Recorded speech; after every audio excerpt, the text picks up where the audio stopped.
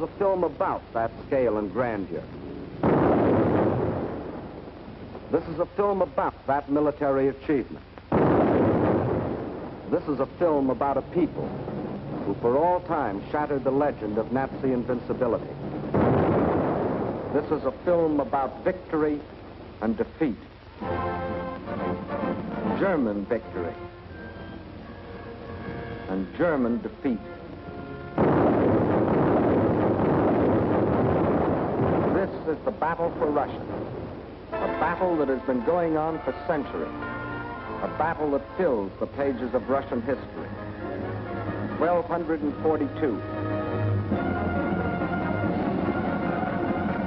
The German Order of Teutonic Knights had invaded northeastern Russia and occupied the old city of Pskov.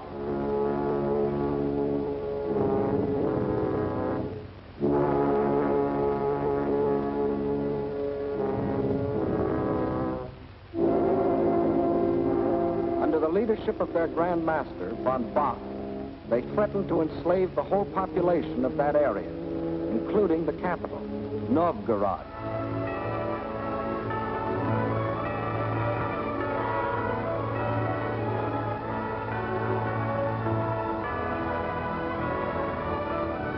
In their hour of peril, the Russian people turned for leadership to their prince, Alexander Nevsky.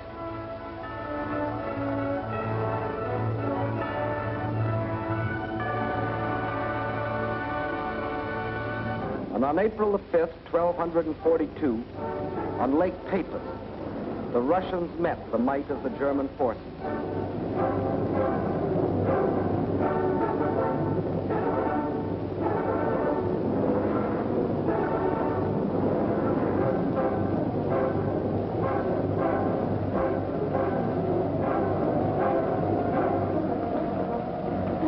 They weren't as well equipped or as well organized.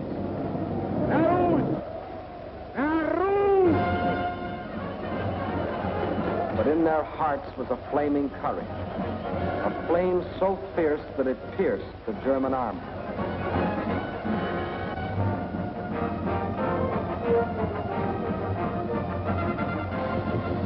The victory they won fills a bright page of Russian history.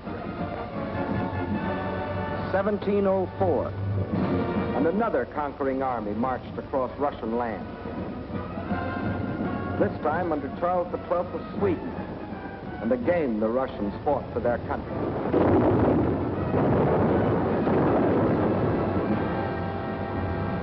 Led by their emperor, Peter the Great, after 5 long years of war, they defeated the Swedes in the historic Battle of Poltava.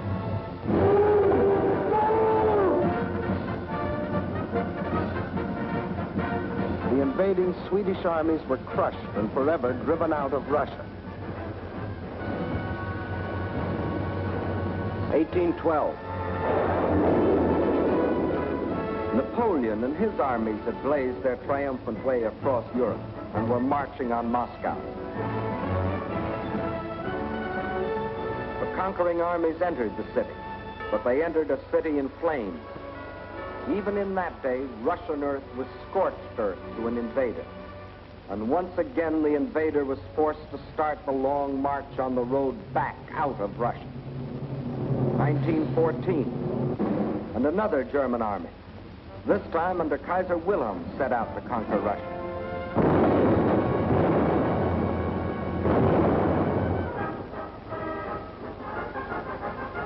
This time, the Russian people, under the regime of the Tsar, were not only fighting German guns,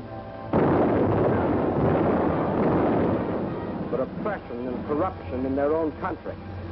And only the ultimate collapse of Imperial Germany saved Russia from losing the Ukraine and the Crimea, which the Germans had occupied in 1918. Yes, for 700 years, the Russian people have had to fight to defend their land against would-be conquerors. Why?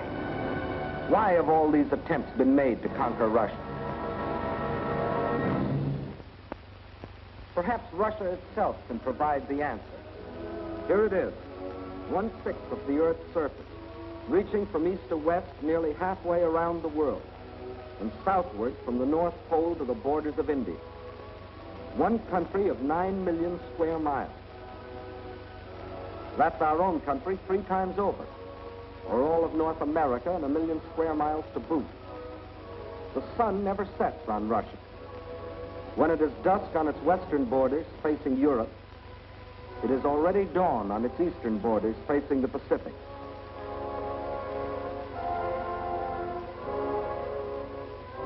That's Russia, or to be correct, the Union of Soviet Socialist Republics. Deep in its mountains lie thick, rich veins of gold and silver. Below ground lie enormous deposits of copper, tin, manganese and nickel, chromium and radium, sulfur and magnesium. Russia is rich in raw materials. Her forests cover millions upon millions of acres. 1/4 of all the lumber reserve in the world belongs to Russia. And as for fuel, there's coal, ton upon ton. And more important, there's also oil. 213 million barrels a year of it. Black gold flowing from the earth that contains 55% of the world's oil. What else? Iron? Russia has better than 10 billion tons. That can make a lot of steel before it's done. Yes, Russia is rich. Cover millions upon millions of acres. The rich black earth that besides giving forth oil and coal will also grow everything from sunflowers to lotus. The tea her people drink in such huge quantities, and the tobacco that they smoke. Cotton grows here too, 3,800,000 bales a year. And sugar. And on the pasture land, the animals grow fat for food and wool for clothing. While on the warm plains, the fields of grain stretch as far as the eye can reach. Corn, oats, hops, rye, and don't forget wheat, 1/3 of the world's best. Yes, Russia is very rich, for it has not only raw materials and the products of its soil. Russia is also people.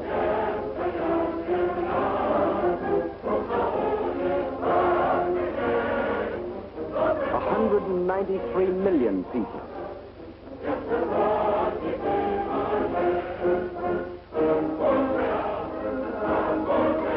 People of every race, color, and creed. People coming from the many different republics that comprise the Soviet Union. People speaking more than 100 different languages, but all citizens of one country.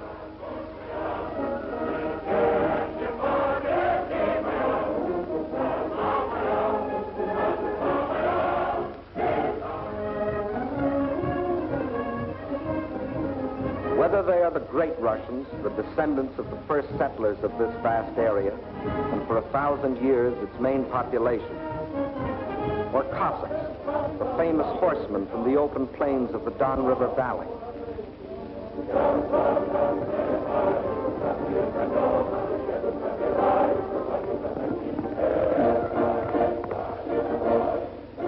Whether they come from the Southwest, the Ukraine,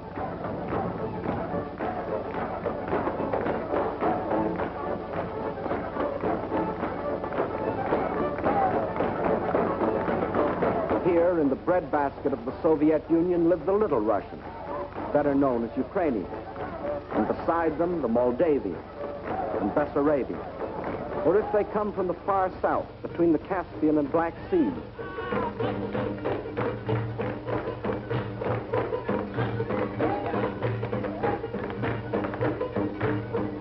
where we find the Armenians and the Georgians, the Ingush, the Cherkasses, rugged as the high peaks of their native Caucasian mountains.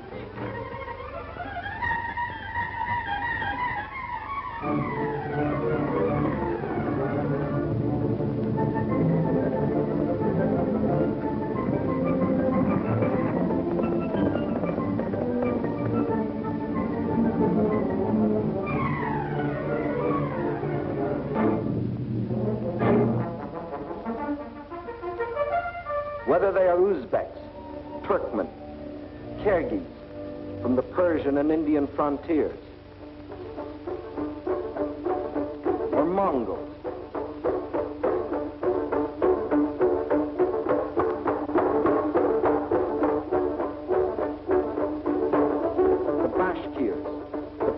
Tatars, the Buryats, the Yakuts from far beyond the Ural Mountains,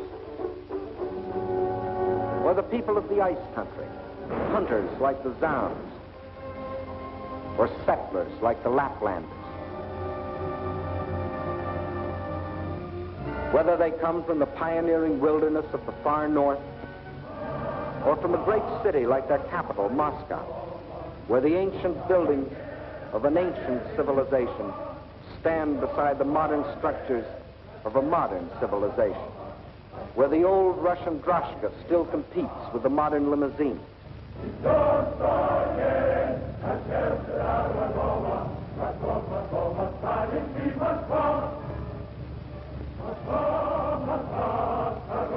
Whether they work in factories or as soldiers, whether they are bricklayers or traffic cops, sailors or riveters, school children or farmers, nurses or engineers, window washers or sales girls, housewives or postal clerks, radio announcers or stewardesses, scientists or typists, musicians or ballerinas.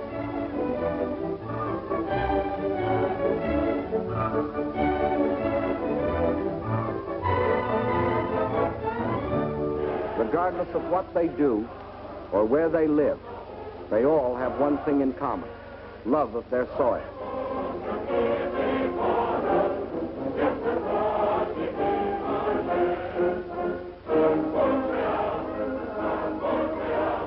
That is Russia.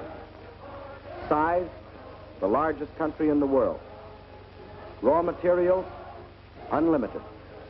Manpower, 193 million. These are the three reasons why every conqueror in history has wanted Russia. And these are the reasons why the modern would-be conqueror wrote, "When we speak of new territory, we must think of Russia. Destiny itself points the way there." Yes, as we have seen, Germany's spirit of aggression was handed down from generation to generation. And now, in Hitler's Germany, the dream was world conquest. To such a dream, there could be only one answer: collective security. So, with this objective, in 1934, the Soviet Union joined the League of Nations. Again and again before the League, its representatives urged binding agreements to support by collective action any nation submitted to attack. The states I represent entered the League with the sole purpose of the maintenance of indivisible peace. The League of Nations is still strong enough by its collective actions to avert or arrest aggression. There is no room for bargaining or compromise. But while some members of the League were pleading vainly for the use of collective force to stop aggression, the world saw other members, Germany, Italy, Japan, withdraw from the League to follow the path of aggression. Manchuria, Ethiopia, then Hitler invaded Austria, Czechoslovakia, and in 1939, Poland, first step on the road to Russia. But his eastward march was interrupted by France and Britain declaring war. So the Germans were forced to turn west, and in 1940, as we have seen, wiped the last opposition from Western Europe. And while the Nazis were unsuccessfully trying to beat Britain to her knees, the German generals were already planning to resume the interrupted Eastern Blitz. The road to Russia was now open. But before that attack, preliminary steps were necessary. South and east of Germany are Hungary, Romania, Bulgaria, Yugoslavia, and Greece. And Hungary had grain, rich fields of it.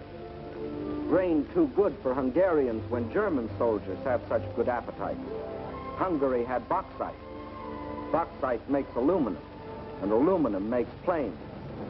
And Hungary had an army.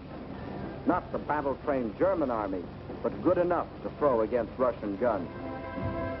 Romania had not only grain, but oil. And Hitler needed every last drop of it to power his war machine. Romania also had men, more slave labor, more cannon fodder for the attack on Russia. And most important, Romania and Hungary both had Russian frontiers, and Hitler wanted those frontiers in the hands of German generals. Bulgaria didn't have a Russian frontier, but it did have bases. Bases on the Black Sea. Bases for German submarines to prey on Russian shipping. By the spring of 1941, the reactionary governments of Hungary, under the dictatorship of Admiral Horthy, of Romania, governed by young King Michael, who was only a tool in the hands of Hitler's puppet, General Antonescu, and of Bulgaria, ruled by King Boris, always a disciple of German imperialism. All had sold their countries out to Hitler. Now, threatened by a revolt of their peoples, they were only too glad to be protected by Hitler's army. So by March of 1941, German armies were in occupation of Hungary, Romania, Bulgaria. That still left Yugoslavia and Greece. So long as they remained unoccupied territory, they remained the route for a possible Allied counter-invasion. At one of their regular meetings, Hitler had assigned the job of conquering Greece to his stooge, Mussolini. The stooge was delighted. Here was his chance to prove to his people that he too was a conqueror. But he was wrong. Perhaps the uniforms fooled him. Something did. For after the fascist legions had blitzed on one cylinder this far into Greece, the Greeks, in a brilliantly conducted mountain campaign, drove the Italians back and invaded Albania. Hitler was enraged. The failure of his stooge to protect his southern flank was delaying the attack on Russia. He sent a final ultimatum. For the Yugoslavs and Greeks, it was surrender or else. But the Yugoslavs and Greeks come from a long line of fighting men. Nazi slavery didn't appeal to them.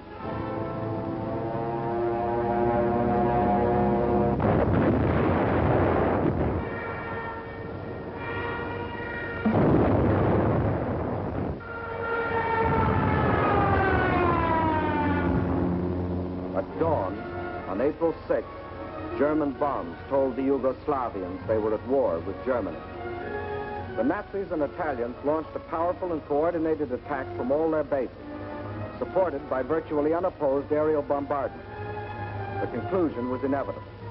Although resistance was determined, the Yugoslav army was cut up into many small segments and captured. The war in Greece also began on April 6th. There, in spite of fierce and valiant resistance by the Greeks and the British who had come to their aid, the Germans, overwhelmingly superior in both numbers and equipment, forced their way past the Bistritsa River, Mount Olympus, the famous passage of Thermopylae. And by the end of April, the swastika flew over the ancient city of Athens. The conquest of the Balkans was now complete. The whole force of Nazi might could now be turned loose on Russia. There was no time to waste, for time was Russia's weapon. Their industries, so recently built and which, like our own, were designed for the ways of peace, were converted for war. Instead of steel for plows and tools, steel for shells and guns. They knew their industry could never produce enough to equip them adequately for the titanic struggle. But what they could produce, they would. At the same time, the army began to grow. More and more men were called up to be trained, hardened, drilled, prepared to defend their land.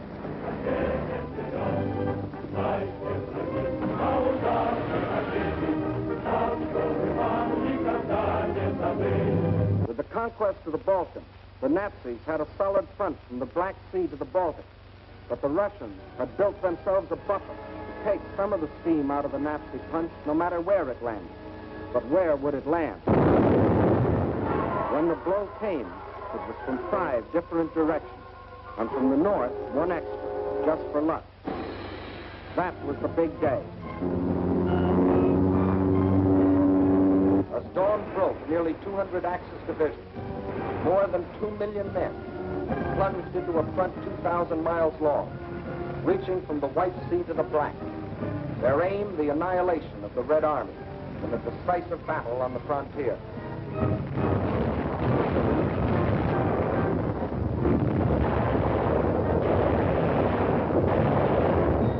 offensive started along the whole length of the front. It was concentrated on three main objectives: Leningrad, Moscow, and Kiev, the capital of the Ukraine. In the first 30 days, von Lieb's forces drove to within 125 miles of Leningrad, while the Finns under Mannerheim, supported by the Germans, began a drive from the north to encircle the city. In the center, von Bock's army plunged 480 miles into Soviet territory. One Russian city after the other was overrun by the invaders.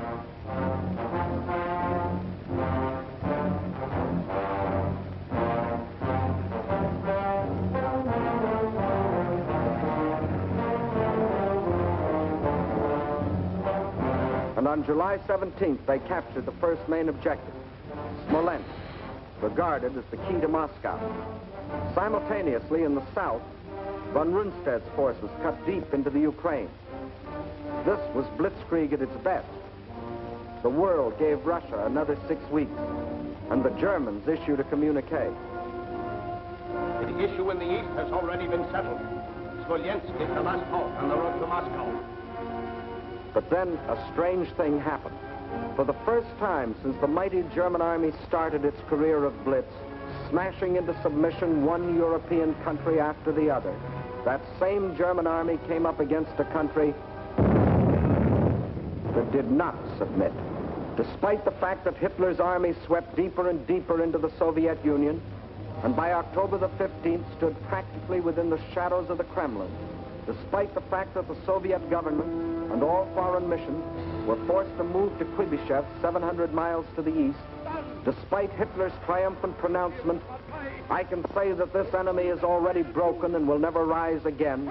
Despite the fact that by December, 500,000 square miles of Russian territory, an area equal to the entire Middle Western United States, had fallen to the invaders.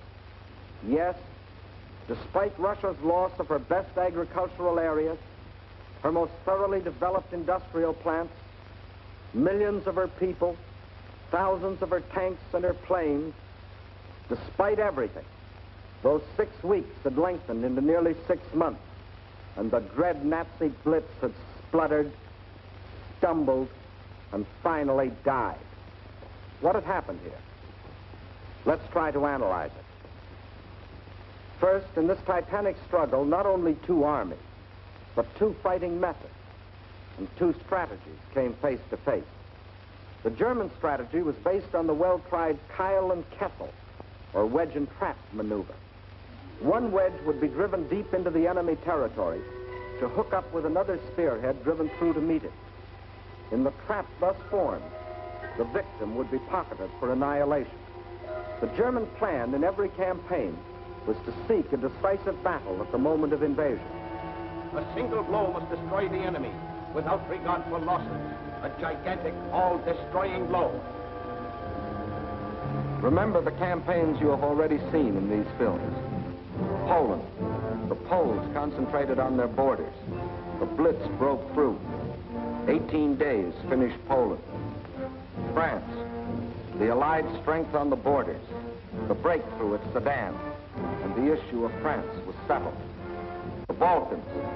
The Yugoslavians rushed to the border. The breakthrough came, and in 12 days, Yugoslavia was gone. The Germans planned the same blitz against the Russians. But the Russians had developed their own strategy, one to take full advantage of the vast area of their land. The Russian strategy was a defense in depth, line after line, far back into the interior. And when the Nazi wedge struck, the first line would bend with it until it became part of a second. Again, the wedge would strike. Again, a segment would be lost. But again, the line would bend until it became part of the third. So the deeper the Germans plowed into Russian soil, the stronger their opposition, until finally they faced an unshatterable wall and were robbed of their chance to hit that all-destroying blow they had counted on. The result? The Germans conquered land and lost the campaign. But the Russian tactics kept the main bulk of their armies intact and made a long war inevitable instead of that quick decision the Germans sought. And the Russians had other tactics that threw the Germans for a loss. Germany had developed blitz warfare, mechanized warfare, armies on wheels, juggernauts to crush everything before them.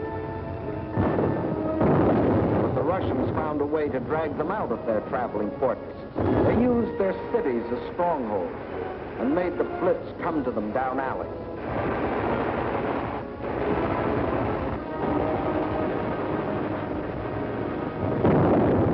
The more a city was bombed, the more impassable it became to the German panzers. They made the names of these Russian cities as familiar to us as the names of towns in the next county. Rostov, Kharkov, Kiev, Kursk, Smolensk. City after city standing in the path of the Nazi blitz. For the Red Army had found a way to make their cities of great strategic importance. Odessa, scene of an heroic siege of more than 2 months, held up the whole Nazi thrust into the Crimea. Sevastopol, which resisted every attempt of the Germans to break through. Here, for 8.5 long months, the Russians fought for the town, inch by inch, barring the Germans from the great Black Sea naval base located there. And finally, when the Germans entered the town, each district was defended street by street. Each street house by house.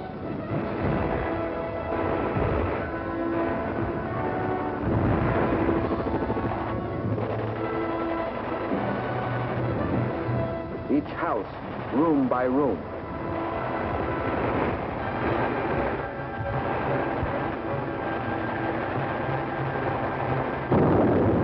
The Russians knew their cities would be demolished, but their objective was not to save cities, but to destroy Germany. A high price to pay for a copy of Mein Kampf. So the Germans were forced out of their armored shells to fight and to die in the hand-to-hand combat they thought they had abolished. There was another item the Germans had overlooked. They overlooked people. And generals may win campaigns, but people win wars. And on that fatal June 22nd, when the Russian people first learned of the invasion of their country, their grim faces told of their determination to fight and to die, but never to surrender. They knew this wasn't a question of who occupied what piece of land. This was a question of life or death. This war is not an ordinary war. It is the war of the entire Russian people, not only to eliminate the danger hanging over our heads, but to aid all people groaning under the yoke of fascism. So the alarm was spread to factory and farm. And from every Russian town and village, men poured forth to answer the call. From now on, one thing mattered and one thing only: victory. Total war meant total mobilization. Not war just for soldiers, but war for everyone. Young or old, male or female, made no difference. Age had nothing to do with it. If you were only 12 years old, there was work for 12-year-olds to do. Sex had nothing to do with it. If you could hold a rifle, you were a soldier. If you could turn a lathe, you were a soldier. If you could harvest the fields, you were a soldier. If you could handle a locomotive or pilot a ship or guide a tractor, you were still a soldier. For everything you did was part of that total war. Nothing that the enemy could use was left behind. Not a yard of wire or a pound of iron. Not an acre of wheat or a head of cattle. And the old men stood watch over the fields, ready to give the word to burn at the first sight of the enemy. Scorched earth. What can't be withdrawn must be destroyed. That meant the factories, the plants, the oil depots. Flames claimed them all. The giant dam at Dnipro, into which had been poured not only steel and concrete, but 5 long years of Russian toil and Russian sweat, and yield the miracle of electricity to the farms and people of the Ukraine. Now, rather than let the power it generated fall to the enemy, they destroyed it. Scorched earth, the land they had lived on and worked on, their forests, their fields, their farms. They surrendered them to the flames, but not to the invaders. That was the scorched earth. And for action behind the German lines, a new army was formed. An army without uniforms, whose home was the forest, and whose front was the enemy's rear. The guerrilla army.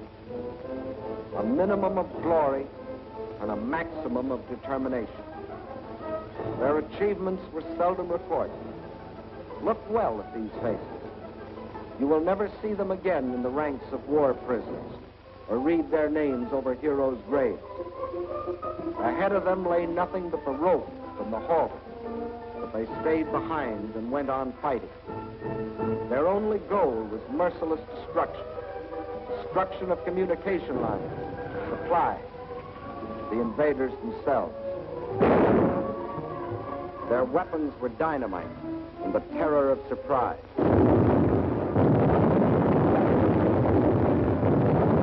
They asked for no mercy, and they gave none.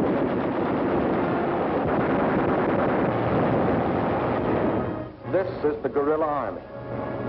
This, the scorched earth. This, the Red Army. These, its leaders.